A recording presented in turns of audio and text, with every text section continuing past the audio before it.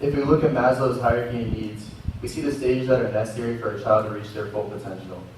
When people think about helping the less fortunate, they tend to focus on physiological and safety needs like food, water, and shelter. However, people tend to overlook the third and fourth stages of belonging and esteem. Kids need to feel a sense of connection to their peers in order to become the greatest version of themselves. They want to fit in just like any kid. It shouldn't be this way, but within schools, it matters how you dress and specifically what it is that you're wearing. It's important more now than ever, especially due to social media and pop culture. Our clothes are our social currency. They're the first thing people see when they notice us, and they give a long-lasting first impression. For proof that this is relevant in today's schools, you can look at my old middle school. Students at Lake Norman Charter Middle School were asked to draw what they viewed as the typical victim of bullying. As you'd expect, kids drew students with glasses and braces and things of that nature. But what caught the diversity specialist by surprise was how common of a recurrent Skechers shoes were.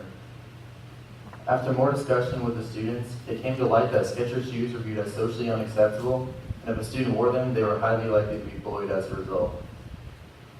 Now, as we all know, not every family has the extra money to be spending on Nike and Adidas shoes, but what a student wears can instantly mark them as different and unlike others.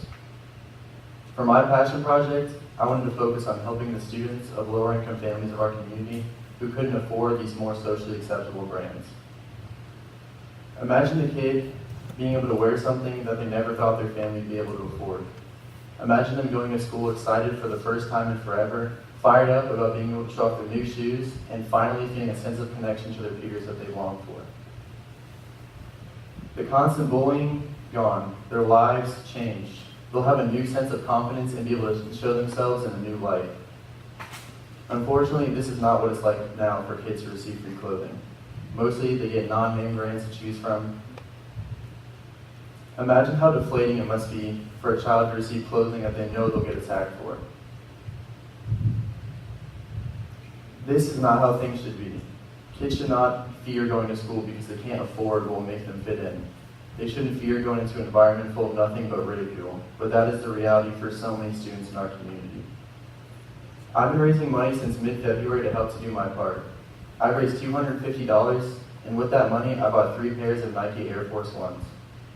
I got in contact with the Crisis Assistance Ministry because I had previously volunteered in their free store. Their free store is a way for lower-income families to shop for clothing and other household items while maintaining their dignity because they get to choose the items that they want. I thought that donating these shoes to the free store was a good way to help the kids because they could choose the shoes that they wanted while also keeping the information of their families private. I know this is just a small step, but I feel like with enough help from the rest of the community, we could really have a positive impact on the lives around us. And a lot of people hedge on the decision to help others, but in the famous words of Nike, just do it. Thank you.